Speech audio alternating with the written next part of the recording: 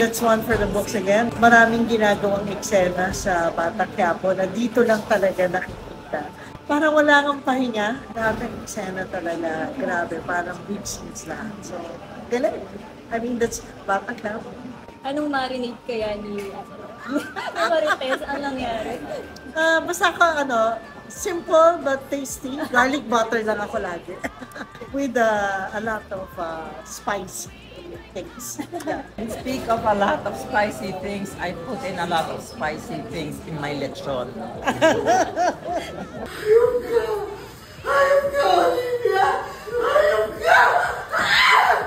No, this is something that when they pitched to me, parang sabi ko, lelechonin ko si Marites. Di ba?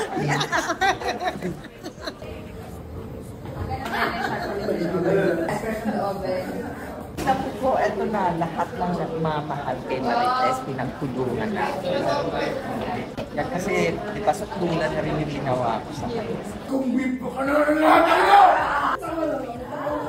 Huwag mo siya patayin ka, kasi po siya! Wala akong maasa na